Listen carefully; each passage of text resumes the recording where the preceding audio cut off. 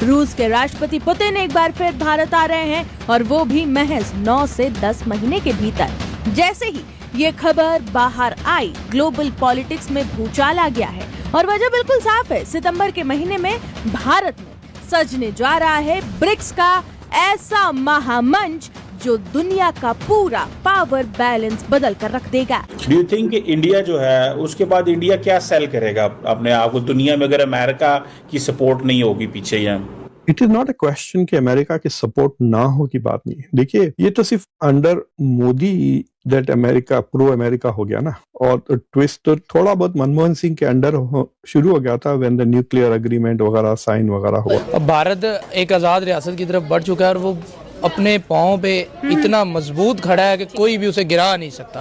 उसके पास रिजर्व्स हैं, उसके पास अच्छे लोग हैं, ईमानदार लोग हैं, तरक्की की राहें हैं जिनके ऊपर वो चल रहा है। उससे किसी से भी फर्क नहीं पड़ता। उन्होंने ऐलान किया हुआ है कि वो एक आज़ाद रियासत है, उनकी आज़ाद फॉरेन पॉलिसी है कि एक नया प्रपोजल है जो पुतिन ने हमें दे दिया, जिसके बारे में चाइना को और तुर्की को मालूम है, तभी 60 घंटे से वहां पे प्लेन लैंड कर रहे हैं। और दूसरा, जो कश्मीर के ऊपर यूनाइटेड स्टेट्स का स्टैंड चेंज होता हुआ दिखाई देता है। ये सारी चीजों को मैं कनेक्ट करके आपको बताऊंगा कि क्या हो रहा है, क्योंकि ये सिर्फ एक पोर्ट के बारे में बात नहीं रही। चाइना के साथ जब इंडिया की जंग हुई थी, अमेरिका ने हेल्प किया था इंडिया को। ये लोग बात ज्यादा नहीं करते, सिर्फ हमेशा 71 में सोवियत यूनियन ने हेल्प किया था उसकी बात करते हैं, बट दे डिडंट। अमेरिका ने हथियार भेजे, अमेरिका ने इंटेलिजेंस शेयरिंग भेजी, so they send weapons etcetera in 1962 to India. ठीक है, कोई ब्लॉक में वो शामिल नहीं होने वाले। वजह ही उसकी यही है, उनकी तरक्की की वजह यही है कि वो किसी की तरफ भी माइल नहीं होती, किसी की उन पे पाबंदियां नहीं लगती, कोई उन पे पाबंदियां नहीं लगाता, कोई उनके साथ जबरदस्ती नहीं करता। वो रशिया के साथ ट्रेड करें, अमेरिका के साथ बात करें।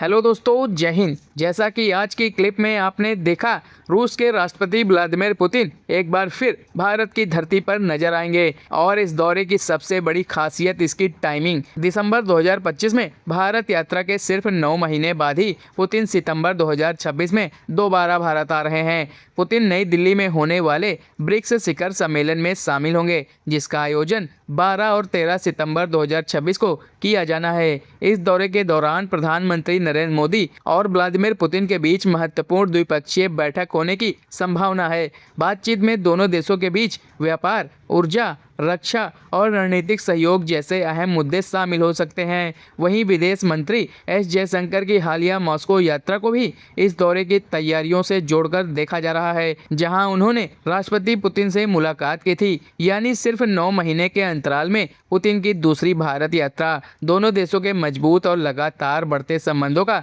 एक बड़ा संकेत माना जा रहा है। दरअसल आपको बता दें कि 12 से 13 सितंबर को दिल्ली में ब्रिक्स का बड़ा सम्मेलन होने जा रहा है। इसमें हिस्सा लेने के लिए रूस के राष्ट्रपति पुतिन खुद भारत आ रहे हैं और आपको बता दें कि इस दौरे पर दोनों देशों के बीच 2 बहुत बड़े रक्षा सौदों पर मोहर लग सकती है, जो दुश्मन के होश उड़ाने के लिए काफी है। अब भारत एक आजाद रियासत की तरफ बढ़ चुका है और वो अपने पाँव पे इतना मजबूत खड़ा है कि कोई भी उसे गिरा नहीं सकता। उसके पास रिजर्व्स हैं, उसके पास अच्छे लोग हैं, ईमानदार लोग हैं, तरक्की की राहें हैं जिनके ऊपर वो चल रहा है। उससे किसी से भी फर्क नहीं पड़ता। उन्होंने ऐलान किया हुआ है कि वो एक आज़ाद रियासत है, उनकी आज़ाद फॉरेन पॉलिसी है। कोई ब्लॉक में वो शामिल नहीं होने वाले। वजह ही उसकी यही है, उनकी तरक्की की वजह यही है कि वो किसी की तरफ भी माइल नहीं होती, किसी की उन पे पाबंदियां नहीं लगती, कोई उन पे पाबंदियां नहीं लगाता, कोई उनके साथ ज़बरदस्ती नहीं करता। वो रशिया के साथ ट्रेड करें, अमेरिका के साथ बात करें, जहां मर्जी वो जाएं। आप मुझे बताएं कि अगर पुतिन यहाँ आ रहा है डील लेके और अमेरिका की लाख कोशिशों के बावजूद भी वो जा रहे हैं उनके साथ, तो इसका मतलब यह है कि उन्हें किसी चीज़ का डर नहीं। उन्होंने देखनी अपने मुल्क की तरक्की और उस तरक्की की राह में जो उन्हें चीज़ अच्छी लगती है वो उसकी तरफ जा रहे हैं। पहले भी वो कई दफ़ा माइल हुए हैं, रशिया की तरफ बातें होती नहीं। अब फाइनली उनकी डील होने वाली है।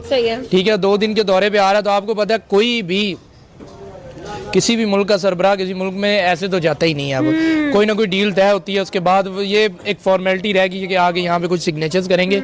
जो उन्होंने तय करना था, जो उन्होंने तय करना है, वो उन्होंने कर लिया है। नो डाउट के बहुत सारी चीज़ें इसमें हैं, रशिया की तरफ से भी होंगी। जाहिर सी बात है, वो आ रहे हैं तो उन्हें भी कई बेनिफिट्स मिल रहे होंगे। इंडिया उनसे परचेज करेगा, वो उन्हें बेचेंगे, उनके भी बेनिफिट्स हैं, इंडिया के भी। इससे इंडिया का डिफेंस भी मजबूत होगा। ठीक है, तरक्की की राहों में भी उनके कदम आगे बढ़ेंगे। बड़ी सारी चीज़ें हैं, रशिया से वो ले सकते हैं, ऑयल है, इस तरह की कई रिफॉर्म्स हैं जिनमें रशिया उनका साथ देगी तो अमेरिका को वो कहीं पीछे धकेल देंगे। ऑल्सो अमेरिका को वो किसी खातिर में ला ही नहीं रहे हैं, वो लोग सुन ही नहीं रहे, उनकी बात सैंक्शंस लगाता अमेरिका थक गया, लेकिन इंडिया ने कहते हैं ना कान पर जू तक नहीं रहेंगी। भाई देखें उन सैंक्शंस का क्या करेंगे, वो ट्रेड कर रहे हैं ना रशिया के साथ, वो अपनी जरूरतें पूरी कर रहे हैं ना। अमेरिका के इतने कदम मजबूत होते तो वो जो भी पाबंदियां लगाता भारत पे वो कंप्लीट रहती, कोई भी ना उनके साथ काम करता। अमेरिका की पाबंदियां उन छोटे मोटे कंट्रीज के लिए हैं जो उनके तलवे चाटते हैं या जो उनके पीछे हैं, भारत के लिए नहीं है। भारत एक आज़ाद रियासत बन चुका है, उसकी फॉरेन पॉलिसी आज़ाद है, वो जो फैसला करते हैं इंडिपेंडेंट होता है, वो उस पर खड़े हो जाते हैं। सबसे बड़ी बात है अपना फैसला किया और उस पर खड़े हो जाना। वो ये नहीं करते कि आज बात की और कल वो ट्रम्प के साथ बैठे हुए, ऐसा नहीं है। उसने अगर ट्रम्प की कॉल्स नहीं ली तो उसने अच्छी तरह से टाटा बाय बाय किया उसको, और अदर वे उसने अगला रास्ता निकाला है, उसके बाद वो आगे बढ़ा है। रशिया के साथ ट्रेड ये देखे ना, उन्हें जिस चीज़ की जरूरत पड़ेगी वो रशिया को कहेंगे और उनसे लेंगे। ट्रम्प की कोई औकात नहीं रही, वही चीज़ें ट्रम्प उन्हें देना चाहता है जो वो वहाँ से ले रहे हैं। डिफरेंस ये है कि ट्रम्प की चीज़ें महंगी हैं, रशिया की चीज़ें सस्ती हैं। और अगर आप आज़ाद फॉरेन पॉलिसी हो ना, आपका आज़ाद माइंड हो, तो आप अपने बेनिफिट की तरफ जाते हैं, आप तलवे झाड़ने की तरफ नहीं जाते कि यार अमेरिका से ले लो, चाहे महंगी है, हमें उनसे ज़रूरतें हैं, ये है वो है। नहीं, वो रशिया की तरफ जा रहे हैं। आप देखेंगे कि जिस कदर भारत खुद मुख्तार रियासत बन गया है, ये वर्ल्ड बेस्ट कंट्रीज में से आएगा।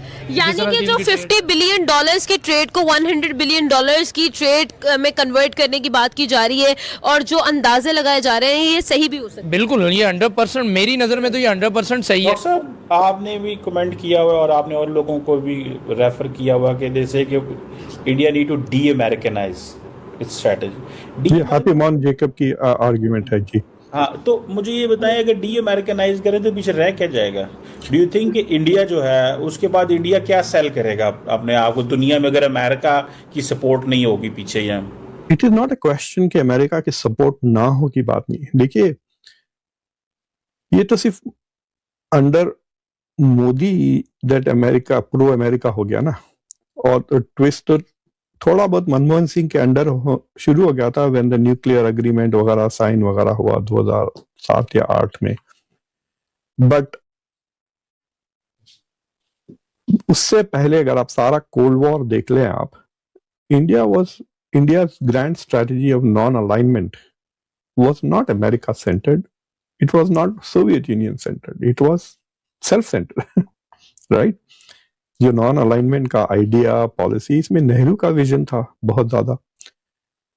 बट आपको पता है कि चाइना के साथ जब इंडिया की जंग हुई थी, अमेरिका ने हेल्प किया था इंडिया को। ये लोग बात ज्यादा नहीं करते, सिर्फ हमेशा 71 में सोवियत यूनियन ने हेल्प किया था उसकी बात करते हैं। बट दे डिडंट, अमेरिका ने हथियार भेजे, अमेरिका ने इंटेलिजेंस शेयरिंग भेजी, so they send weapons etcetera in 1962 to India. आपको पता है अमेरिका के हवाई जहाज जो तिब्बत के ऊपर सर्वेलेंस करते थे 1950s में इंडिया से उड़ते थे वो।